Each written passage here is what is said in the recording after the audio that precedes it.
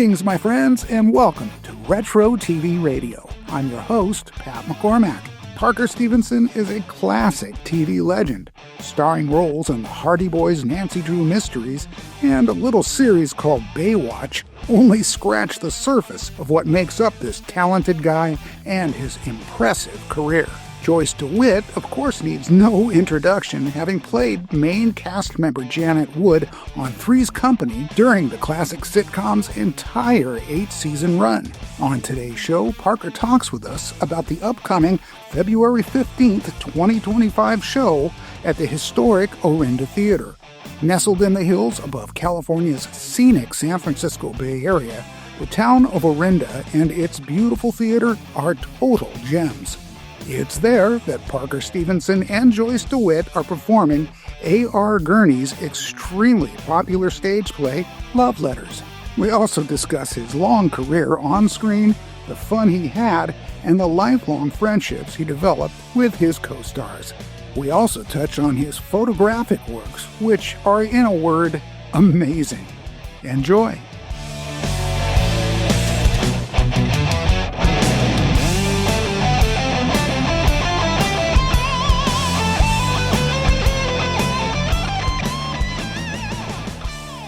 Ladies and gentlemen, please welcome to the podcast, the legendary Parker Stevenson.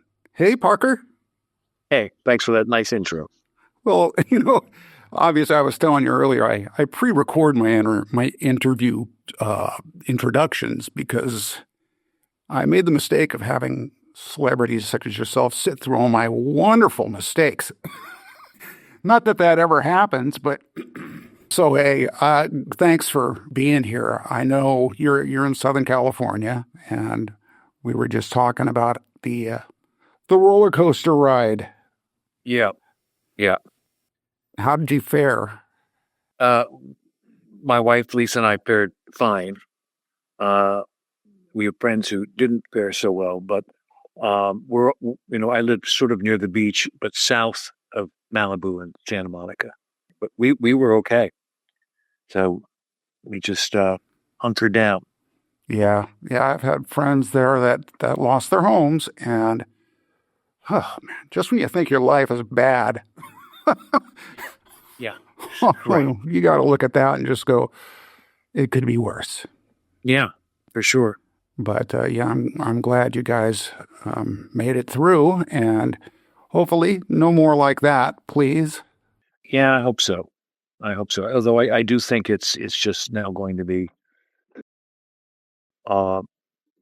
just part of living in Southern California. It's dry, and there've always been fires, and now everything's built up, and a lot more people and more houses, and so it's just we also have earthquakes here, and theoretically the beach tidal waves are always a possibility, and. But I think about, okay, I could go back east, and I remember hurricanes back east. My kids are in Florida, and they've been dealing with these multiple very late season huge hurricanes that have been blowing through. So life's challenging sometimes. That's just the truth of it. Yeah, I mean, especially snow in Florida. I mean, that's what? Well, I'm up in the central coast of California, so we're basically the same story up here.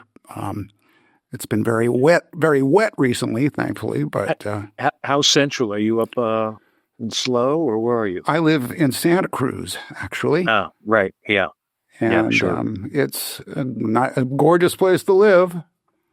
Sure, but we're just trying to stay insured, please. So, on a brighter subject. It's the end of the world. No. As a matter of fact, it's we've got stuff to look forward to, and we'll start off right away with this event that you got coming up at my friend's theater in Orinda. Matter of fact, it's the Orinda Theatre, where you are performing a very little-known play known as Love Letters. Yeah, I say that facetiously, of course, and a very little known co-star with you. I say that the same way. We're talking a couple of classic TV icons here, folks. And that's Parker Stevenson. And what's her name again? Joyce DeWitt. Oh, yes. Something about Three's Company, I suppose. That's what reminded me. Fantastic. Now, looking at this play, and I'm hoping my wife and I can get up there and catch this. That's our plan if her hurricane doesn't hit. But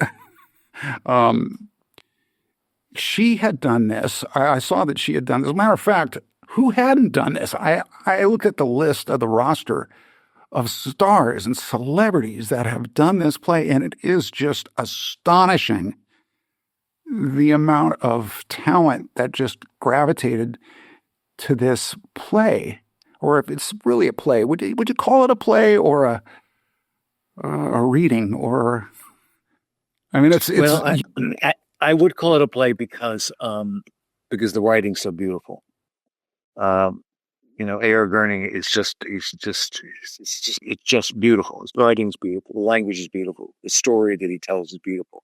The genius of it is that I always wished he would do more of these, write other pieces that were two-handers like this, that could be somehow played out through a correspondence. Because the beauty of it is that it doesn't take a lot to stage. It doesn't take a lot of money to put it on. It works beautifully. It's kind of foolproof. I really think this is a foolproof piece because the writing's so terrific. And it's fun. It's fun. I mean, I did this in the 90s and loved doing it. Joyce has done it actually a lot. And she kind of toured with Tab Hunter for a long time. Not a formal tour, but they did it, regularly. But anyone could do it. And so you get to see people that maybe you wouldn't normally get to see, and the story just unfolds perfectly. And it's a beautiful night. And especially on Valentine's Day weekend. That's just like, okay. It's perfect. It is perfect. It's perfect. It's a perfect play. It's just a perfect little play. So I do think of it as theater, as a play, not as just a reading. Well, and in my research, I know that that's really not the genre of performance that you gravitate towards. I mean, basically what I've seen is you prefer working with the camera, working on film. But this is an exception. Yeah. It's because the play's so intimate. I mean, you do it in a small theater. The point is that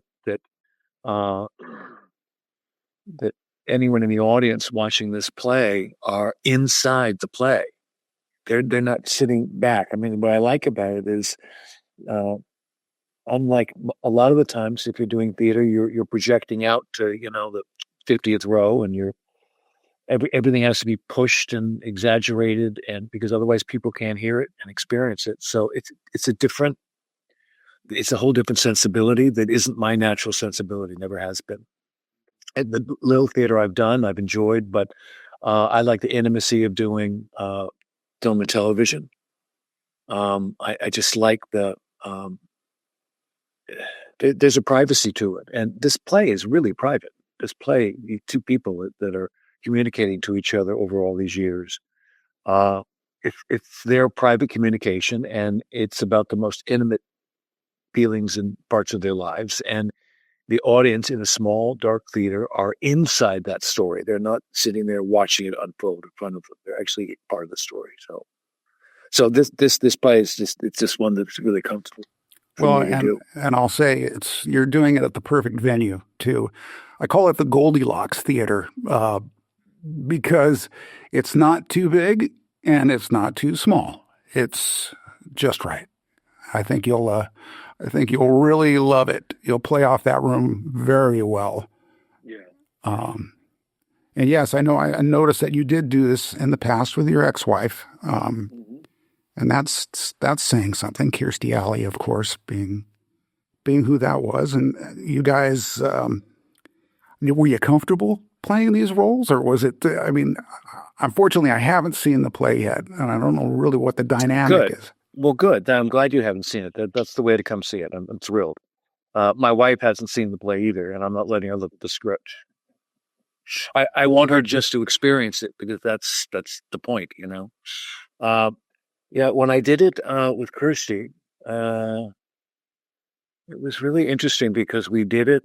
We had gotten a place in Maine, and in a part of Maine on the coast that has a summer community and then the year-round community, and the summer community tends to be a real East Coast kind of blue blood social register group. Tends to be. Used to be a lot that way, but even when we were there, when we were moving there, and I wanted to do the play there to introduce our new neighbors and the people in our community to us, and so that's why we did the show there. And it was a really sweet experience, you know. Chrissy was a Kansas girl, but she was a wonderful actress, and so she was terrific in the part, playing an East Coast preppy, basically. Yeah. What a great way to get to know your neighbors. Yeah, no, it was a great night. It was a great night. Yeah, we did just for one weekend, and it was a sweet experience. And Joyce and I, a big long talk about this, about doing the show together. And she's hysterical and bright and really articulate and funny, and she's going to be terrific at it. She's perfect for it. No doubt. I've actually heard nothing but great things about her. We have a couple mutual friends, and yeah, this should be awesome. I was thinking, and you probably have some experience. Here I go. I'm going to tie this in with love letters, Parker. Parker Stevenson. You know, it's funny. I thought, if that isn't the perfect name for a star. I mean, you've got Charlton Heston, you've got Humphrey Bogart, you've got Parker Stevenson. How is that a perfect name for a star? Yeah, well, the thing is, I've always thought I had too many syllables in my name. It's too hard to say. I mean, Rip Torn. There you go. Two syllables. Well, I mean, you can hear it in a trailer, though, so well. Parker Stevenson. Oh, well, you have to say it that way. Not like Cassidy. I mean, that just kind of just flows by, and it's a little too diluted. Whereas, no. But now, correct me if I'm wrong, but there was a little switcheroo with your actual name when you got into the business. Wasn't there? Tell me if I'm overstepping here, but isn't Parker your last name? Yeah, it's my legal last name, but I had worked about a decade, and then SAG notified me, "Oh, we're so sorry to tell you, but actually you can't use that name. It's already taken." And so, at boarding school, people called me by my last name. That's hey, Parker, where are you going? Parker, what are you doing? So I knew I'd respond if someone called. The only confusion was that as I really started working then with Parker as my first name, when they do the slate, the black slate, the clapper, well, they say marker to mark the spot for the film. And every time they'd say marker, I'd think they were calling me. So I'd come around the corner too soon when they weren't calling me. They were actually saying marker. So that took me maybe a decade to sort out. Meanwhile, you're the most patient man in show business because you're the one that prefers to wait around for the setup between scenes. Because I've done some television, believe me, it takes patience, folks. Just film work in general with all the set changes and whatnot. And then, of course, you got that problem with the Parker and the marker. Well, yeah.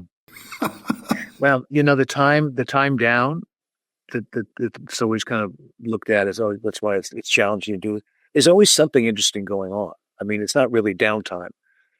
They're relighting or they're resetting or they're changing things or there's a panic about something or someone has a problem that's got to be sorted out. I mean, there's always stuff going on. So if you kind of have an idea of how the process works, it's always been entertaining to me when I'm not in front of the camera to actually be there and see what's going on.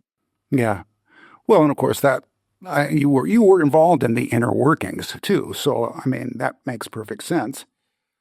But what I was going to tie into about this love letters thing is I can only imagine that Parker Stevenson got a few, maybe a couple love letters himself. Well, there was this show on, what was it called? Oh yeah, the Hardy Boys. Um, how was it fan mail wise? I mean, was it like semi trucks backing in to dump off the love letters, like how I did that? Yeah. Most of it went to the studio. It went to Universal and ABC.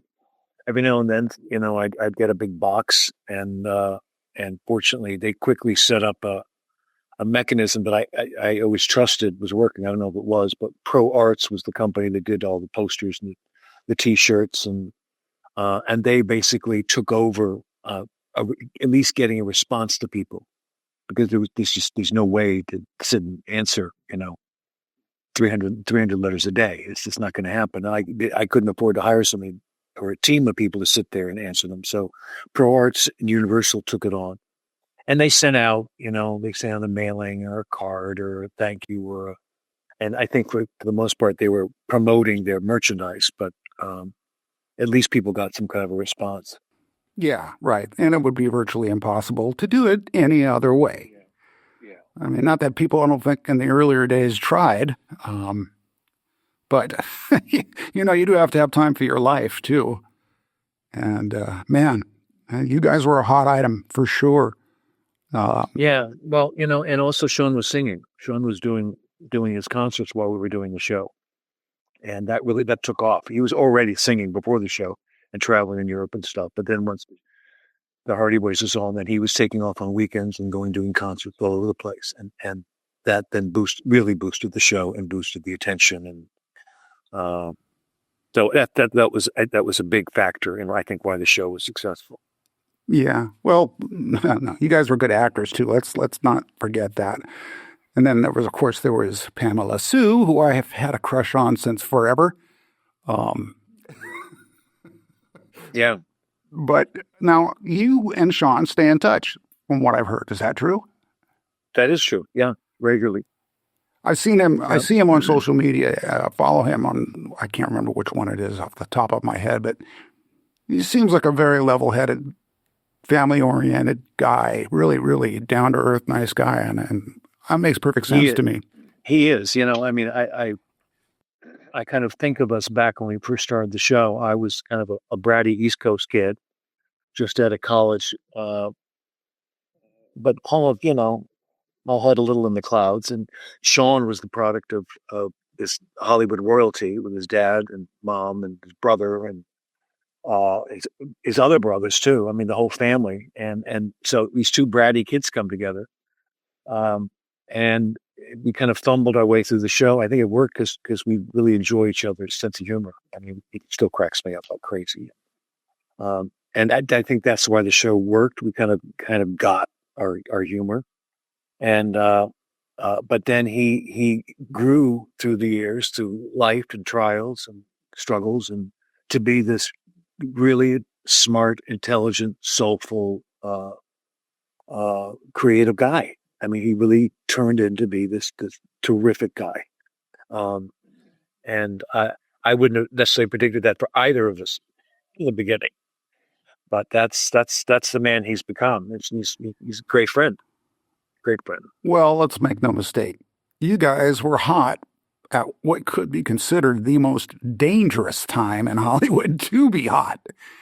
I mean, just with the amount of excess in that era, pretty hard to, avoid those pitfalls, I would think. Yeah, the most trying part of having success in this business isn't dealing with fans or dealing with it's how not to kind of lose your way when everyone's telling you you're a terrific. I mean, I remember there was one day, and this is just me. This is Hardy Boys time. This is decades later, where I found myself calling out on the set and saying, "Where's my chair?" Like I couldn't go find it. Like I didn't have the strength to go pick up my chair and move it over where I was. Like, I mean, it was like, what am I doing? And why does it have my name on it? Yeah. So, but that's kind of how it starts, I think, And then, if you just stay in the business long enough, you'll be humbled many times. I've been up and down so many times I couldn't begin to count. And I retired more times than I could probably count. And I tell my kids, like, oh, well, I'm retired. I just don't want to do this anymore. And then, 6 months later, I go, who am I kidding? This is what I do. This is what I love. I'll do this until I die. Yeah. Well, as long as someone will have me, I'll be out doing something because to be fair, I love the work. I was going to say that's not your only talent, sir. I've taken a look at Shadowworks photography, and I must say you are a master. Well, I went through your catalog, and I'm not a shutterbug. I'm friends with that. I got close friends that are. I live in a very scenic area. Matter of fact, I came across a shot of the lone cypress that you had there. Oh yeah. And I thought, that's right down the street. Well, not right down the street, but that's my neck of the woods. Yeah, for sure. But it's wonderful because I know you were into architecture and just angles and lines and folks, if you want to look at some incredible photography that plays more like paintings or just artwork, you have to look at some of Parker's stuff. I'll be leaving links to your website on that, so that people can thanks for that. Take a look. Yeah, no. I saw one there, as a matter of fact, that looked like, and believe me, I'm sure I'm wrong, but it looked like it was the set of the house used in John Ford's The Searchers. I don't know if you know which one I'm talking about. It's like it's an old ranch house out in the middle of, looks like Monument Valley almost. But again, is it like a single room house? Yeah. It's you can kind of see through it almost. Right. Yeah. I forgot I had that up. Yeah, you're correct with the architectural aspect of it. That's what I studied at Princeton. That's what I thought I was always going to be, was an architect. I was working as an actor from 14 on, but I wanted to be an architect. And somewhere along the line, and it was fairly late in my time at college, when I did the movie Lifeguard, which is a little movie. The other day I found a letter from an agent that came with the script when I first got the script for the movie Lifeguard. That basically pointed out that it was basically for no money. I had said to someone I'd love to be part of the movie, and that's why they were making this low offer. And I was reminded that that was just a project that I loved. And then when I did it, it wasn't like any acting I'd experienced before, which were more big budget projects. It was about the intimacy of moments, and working with Sam Elliott was terrific. Kathleen Quinlan came in and was magical in it. Ann Archer was in it. It just was a little tiny bubble movie that when I went back to finish up college, it just kind of ate at me that was a totally different experience than I thought this could be. But all those architectural elements are in my photography. It's how I see the world. It's just how I experience, my day walking around. Everything's shifting. The angles are always shifting when you're experiencing different compositions all the time. Just walking down the street. Yeah, and I mean, it's like you're catching the shadows at the right time too. And it's, again, as an artist, I see what you saw, and you convey it just amazingly. I'm assuming that's done well for you. I mean, as art goes, it's like, geez, I'm an artist. I can't wait to go make big bucks doing this art. And that's certainly not the way to go about it, folks. Take it from me. It's the antidote for me to collaborative filmmaking, where you can have 100 people on the set and everyone's contributing something, and you're all doing your share to pull it together and hopefully make it good. But everyone's got their hands in it. And when I'm shooting, that's an experience in and of itself, to see something and just shoot. But then now with digital, it changed for me. I mean, I shot film for decades, and then suddenly I finally thought, okay, just for the size of the camera and the ease of shooting, I'll shoot digital. And then I found that the whole process after shooting that actually I find the image often after I shot it, and it's not the image that I shot. It's something else. It's their expressions. They're not. I'm not doing photojournalism. I'm not trying to present a reality, a crisp reality of a moment. I'm trying to express uh, an emotion that people seeing it will go, oh. You walk in a museum and you go into a room and there are dirty paintings up there, and there's one that just stops you in your tracks. Why? It's just right. It's just right. It communicates something that is powerful, and that's what I'm looking for all the time. That's why I still shoot, and why I love it, and always will, and I love that part of my life. Yeah. No, I completely get it. My best friend is an Emmy Award-winning songwriter, and I'd worked with him forever. And just one of those guys that just everything he touches is gold. And he got into photography, and this was based on music. You know, everything that we'd done was always music, and it worked. I mean, we enjoyed some success. And then we always had that camera, Parker. And it'd be just when I'm looking away, all of a sudden I hear, it's like one of those is going to be gold. Well, and the thing is I said, what now he's shooting school events, sporting events. He's getting just tons of amazing recognition for this. And it has become something completely different. He never set out to do it, but he's making a living doing that. And I said, how could you go from being, I'll always be the musician. I'm not a shutterbug. It'll always be the guitar in my hands, making my art. How did you go from being the success at that to photography? And his response was, when I find that shot, I get just as much of a feeling of gratification as I do from writing a hit song. And it's like, whoa.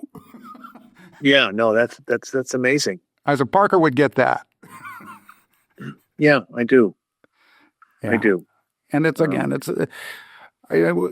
like the old days. Now you can just quick fire, and at least something there is probably going to turn out really well. And of course, there's all this AI freaking Photoshop crap going on. I don't know where the organic aspect of photography is going to go here in the future, but there's still an artwork to it. And again, you got to have the eye, and you got to appreciate the photographer that catches the moment, that catches the shot. And that's why when I looked at your stuff, I was blown away. I was just like, okay, this guy's got a whole other talent that people are probably not many people are aware of, based on the fact that you gained fame, as an actor. And I gotta hand it to you, man. It's fantastic. No, thanks, Pat. I appreciate it. So you're coming up to the Bay Area in it's less than 2 weeks, the 15th, and you're bringing Joyce DeWitt, or she's bringing you. I'm not sure how that works, but. She may be bringing me. I don't know. I don't know. Well, you're in good hands, my friend. We're Derek. bringing each other. There you go. Yeah. It's a collaborative. I don't know. Is there any spontaneity in this play? Do you have to just stick to the letters? I mean, you guys get to go off on him a bit, or is it? No, you don't get to rewrite the play because I would not. That's not our job, right? But you could read it monotone. You could read it like a computer, just some AI voice saying word after word, and it would be pretty boring. Or you can be present in what's happening and part of that, and connect to that, and that communicates. So, is there acting? Yeah. I mean, acting isn't necessarily words. Acting's body language. Acting's the pace of something, or a pause at the right moment, or lots of choices to make. Yeah. So, yeah. Well, you're in good hands too. My friend Derek Zemrak he's a very talented man. I understand he's directing this, and now after talking to you, I understand there's really nothing to direct. So I don't know how much credit I could be giving my buddy, but Oh, I'm sure he'll have notes. I'm sure he'll have notes and probably helpful notes. We all need a hand sometimes. So. Love notes. There you go, Derek. Love notes. That's what you get. Yeah. Yeah. Oh, man. Well, this should be fantastic. And again, I mean, your career, it really does speak for itself with, Baywatch. And I mean, I could just go on. I mean, we know what you're most popular for, but you've done so many other great pieces of work. And yeah, did you ever have a crush on Pamela Sue Martin? I got that here. I don't know why. Oh, yeah. Okay. Absolutely. No, absolutely. My second film was with Pamela for Warner Brothers. It was called, well, the title kept changing, but it was called Our Time. And it was a kind of an East Coast boarding school story of two couples, two young guys and two young girls, and Pamela and I play a couple, and that's when I first met her, and I had a huge crush on her. But I was also, how old was I? I would have been, I don't know, 19, 20. I was much too young and too insecure to even think that she'd be interested in me, which I don't think she ever was, honestly. But we've been great friends since then, and we've done multiple projects together. And I go down to see her in Mexico, where she lives most of the time. And she's a kick and hysterical, and I love her. I love her like a sister, truly. This is fantastic. I love hearing that stuff. You know? No. Well, I'm kind of a hermit in a lot of ways, and I don't mean that in a negative way. It's just this is the way I am. But that my relationship with Pamela and Sean and Hasselhoff, that these people that were part of projects, it's rare, very rare that you stay close to people that you work with, because as soon as the project's over, you go on to your lives, and your lives here in opposite parts of the world or doing different things. But those two people are dear friends and have been all these decades. Yeah, I adore Pamela. It's sad that that's rare, but I'm glad. You want to hear that. You want to hear that these people that work together are still friends, and not the, oh, God, I couldn't wait to get away from them, No, those three people. And is that part of why a project works? Why it's successful? We always respond to it. I don't know, but maybe. Sure. Maybe that chemistry, and there's no way to artificially create that chemistry. I don't think. I think you can fake a lot of things, you can act a lot of things, but it's really only by really spending time with someone that you really find out who they are and chemistry. How you guys work together. But the chemistry is, but Pamela's a doll. She's terrific. And every casting person has got their fingers crossed to have a cast just like this. Yeah. No, she's terrific. Yeah. I love that. Love hearing that. It's great that you're still. I find it very hard to find anything negative, aside from all the trials and tribulations that most normal people go through about David Hasselhoff. I just hear he's a wonderful man, and he is a wonderful man. He is the guy you see, that energy, that spirit, that positive, welcoming energy. That's David 24/7. That's him. I mean, that's really him. I mean, it was Baywatch. I was in and out of Baywatch. I was in the first year on NBC, and then I left for a while, and David talked me into coming back, and then I directed, and David kept saying, come on, do some more episodes, act in some more episodes, and I kept kind of going back to the show because of him.